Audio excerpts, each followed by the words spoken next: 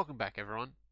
Today we're going to have a look at simplifying larger expressions. We're going to have to use BIDMAS, we're going to have to use powers, and we're going to have to use collecting like terms. If you're not sure about them, have a look at one of my previous videos, and that will help explain those concepts. So first up, we have 2t plus 4 times 3t. And when we're using BIDMAS, we need to make sure that we do it in order. So we have a plus and we have a multiply. So what comes first, addition or multiplication? So m comes first, multiplication is what we do first. So we have 4 times 3t.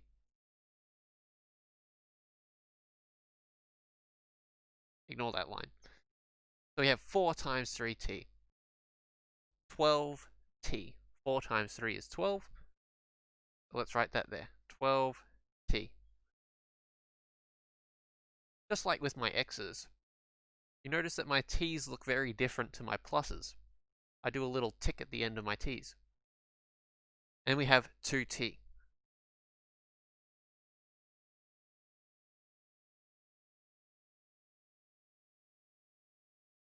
So even though my t's and my pluses might look the same size at times, you can see that this is a t because it has some curves to it. So 2t plus 12t.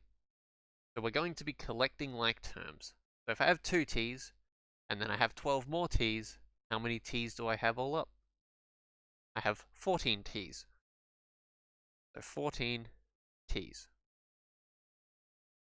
And that is how to simplify a basic expression. Now, expressions don't have equal signs, so we're not going to be solving for t, we're just going to be simplifying. Let's have a look at a couple more examples.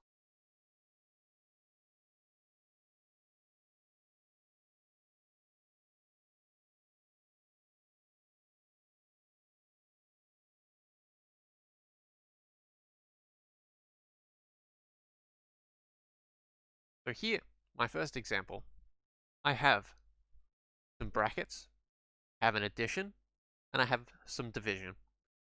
So what comes first in BIDMAS? B for brackets. So let's have a look at what's in our brackets. So in our brackets, we have a plus. If there was a times in there, but you do the times first because multiplication comes before addition. So we're looking at plus 13a and 2a. So if I have 13 a's and 2, there again. If I have 13 a's and 2 a's, how many a's do I have all up? I have 15 a's. Now we've already simplified this brackets, so let's divide by 5. Now, an a is an a number is a number. So the numbers end up simplifying each other. We have 15 divided by 5. 15 divided by 5 is 3. And a. So that would be how to simplify this expression. Let's have a look at our second expression. We have 16x divided by 3x plus 2x. Now, when we're dealing with fractions, we have the top and we have the bottom. You work out the top, you work out the bottom, and then you simplify it together. So even though there's a division there in the form of a fraction, we need to simplify the top and the bottom before we squish it together. So we have 3x plus 2x, which is 5x. So we have 16x divided by 5x. Now what's common between our top and our bottom?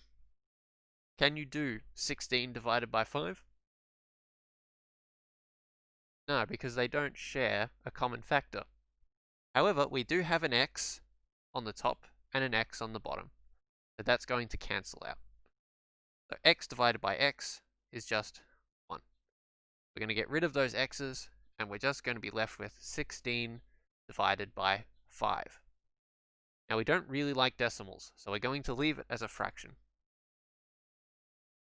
Now, our last example, we have 6p times 2q divided by 3.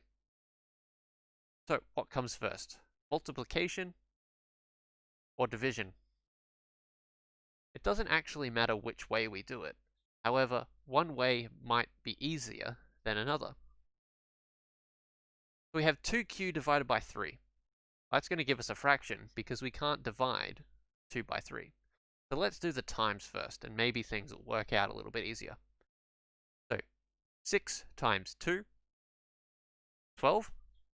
Let's write that down. We have 12. Now we have p and q. Now, when we are multiplying our terms, that's when we kind of squish them together. That's when we make a new shape, like a square. So we're going to squish it all together, and we're going to end up with 12p cubed. And then we're going to divide by 3. Now, it's written there with the divide symbol, but I'm going to put it as a fraction, because fractions tend to make things easier. So divided by 3. Now, there's no p's or q's on the bottom. There's a 12 and a 3. So is there a common factor between 12 and 3? There is. 12 divided by 3. If we have a look at 12, so 12 is 3 times 4.